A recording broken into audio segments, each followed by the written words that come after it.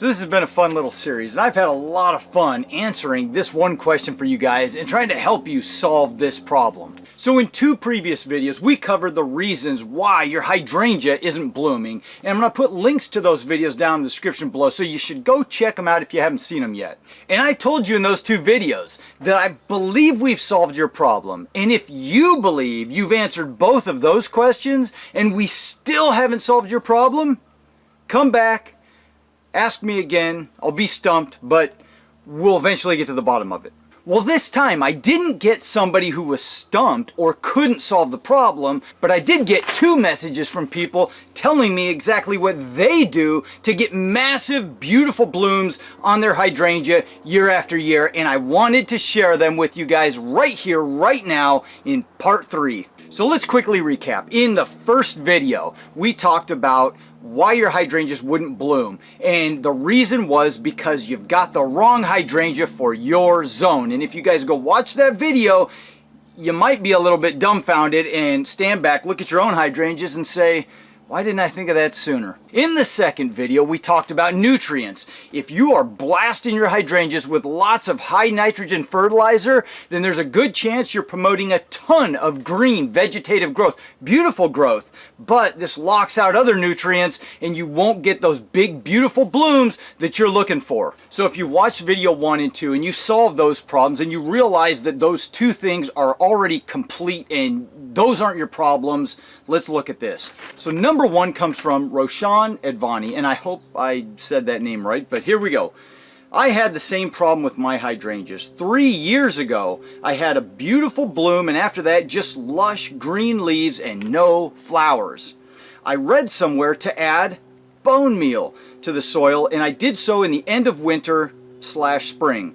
Guess what? Now I have lots of flower buds ready to bloom. Try it. So I thought that was really cool. Thank you so much for sharing that, Roshan, because bone meal is an absolutely beautiful nutrient to add, or material to add to your soil around any plant that you need to flower. And I don't know if I mentioned this in part 2. If I hadn't, I probably should have. But bone meal is really high in phosphorus, which stimulates big, strong root growth and lots of flower and fruits and anything else that you want to finish out, flowers, fruits, vegetables. And so if you're really struggling, you've got the right hydrangea in your area, you've got the pH of your soil right, and you've mulched well and the plants are growing beautifully, but you still don't have blooms, try adding some bone meal. And the other really cool thing about it is it's organic. And so if you're an organic gardener, bone meal is a great thing just to top dress your soil with. Some people work it in a little bit. You can sprinkle it on top and just water it in. But either way, bone meal is a great one. And like Roshan said, just add it in the end of winter, early spring.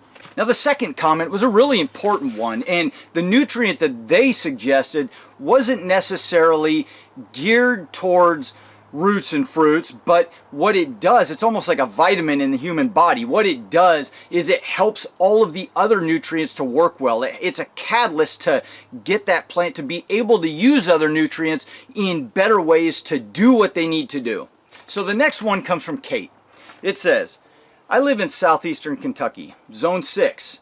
I have gorgeous hydrangeas. I use only endless summer. The only fertilizer I use on most, not all, of my plants, vegetables, is Epsom salt. And she capitalized all the letters in Epsom salt. I think she's excited about this.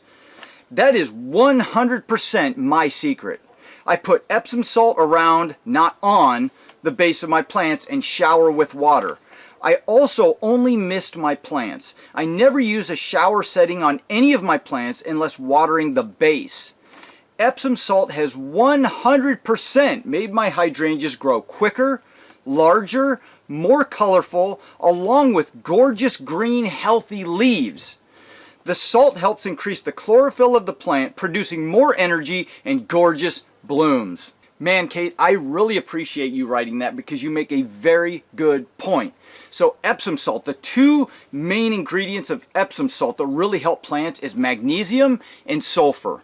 and it's like a vitamin for plants. They have to have magnesium and sulfur. They help with their immune system. They help with just making them strong and healthy and green and be able to absorb nutrients. In fact, like she said, they will green up your plant quite a bit when used in conjunction with other nutrients. So if you just put magnesium on a plant without any other nutrition, any nitrogen or anything else, then it won't necessarily thrive. It needs those other components, the NPK, but the magnesium and sulfur will help those nutrients to work better. And I've showed you an example of that in a video, I'll put a link down below, with the petunias where I did different types of fertilizer, including Epsom salt, and we saw the results of what that did. The other thing Epsom salt does is it increases blooms because, like I said, it's making those other nutrients more available to the plant.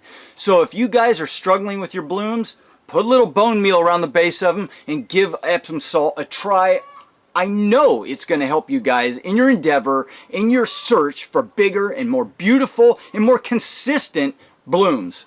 All right, that's it. So I hope you guys enjoyed this one. I hope that on your search you have found some really good, solid answers to why your hydrangea isn't blooming, and you can get on the right course to get those big, beautiful blooms for yourself in your own home garden. So if you like this one, hit the like button, subscribe if you want to follow along and see more videos on this subject, maybe a part 4. We'll see what takes shape in the months or years to come.